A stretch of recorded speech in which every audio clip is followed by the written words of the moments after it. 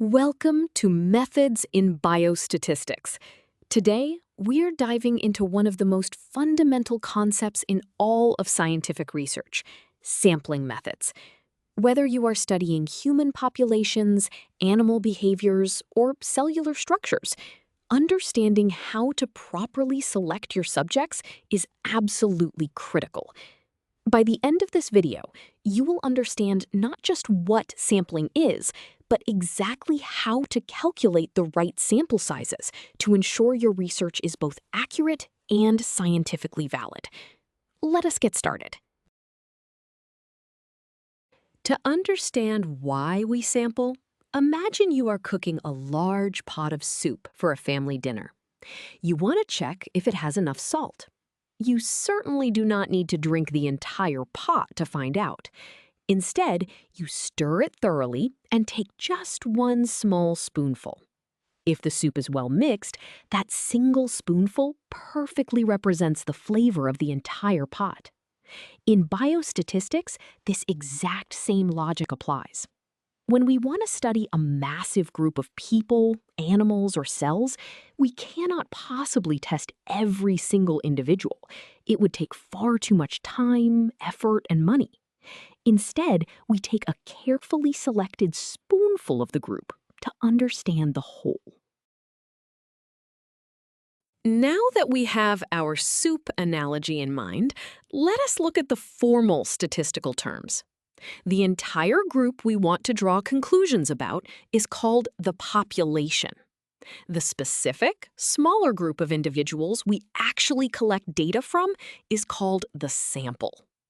Sampling is the scientific process of selecting this smaller group so that it accurately reflects the whole. A good sampling method guarantees that our sample is representative, meaning it is not biased toward any specific trait. When our sample is truly representative, the measures we calculate from it, known as statistics, will closely estimate the true values of the population, which we call parameters. Understanding these terms brings us to a crucial question. Why is sampling so absolutely critical in real-world science? First and foremost, it is a matter of sheer practicality and resource management. Imagine trying to test a new blood pressure medication on every single adult in a country. It would cost billions of dollars and take decades. Furthermore, some biological tests are destructive. If you need to draw blood to check for a disease or test the breaking strength of a bone, testing the entire population would mean draining everyone's blood or breaking everyone's bones. That is obviously impossible and highly unethical. Sampling allows us to get highly accurate answers safely and efficiently. Since we know why we must sample, we need a mathematical way to describe how much of the population we are actually studying. This brings us to the sampling fraction. Conceptually, this formula simply compares the size of our chosen group to the entire group. The formula is F equals N divided by capital N. Here, the lowercase n represents the sample size, which is the number of individuals we actually select and study. The uppercase N represents the population size, the total number of individuals in the entire group. The symbol F is the sampling fraction itself. If the sample size increases, the fraction increases, meaning we are studying a larger chunk. Conversely, for extremely large populations, this fraction becomes very small. Let us apply this formula to a basic numerical example to see how it works in practice. Suppose a hospital administrator wants to survey the nursing staff about job satisfaction. The hospital employs a total of 500 nurses, but they only have the budget to interview 50 nurses. We are asked to calculate the sampling fraction. We chose our formula, F equals N divided by N, because it directly compares our sample to the population. We substitute 50 for our sample size, N, and 500 for our population size, n. Dividing 50 by 500 gives us 0.10. This means the administrator is surveying exactly 10% of the nursing population, providing a highly accurate reflection of the whole. Having seen a simple random sample, let us look at a slightly more advanced, real-world scenario called stratified sampling. Sometimes a population has distinct subgroups, and we want to ensure each group is fairly represented. In stratified sampling, we divide the population into these distinct subgroups, called strata, and then take a sample from each one. To make sure the sample is perfectly representative of the splits in the population, we use a method called proportional allocation.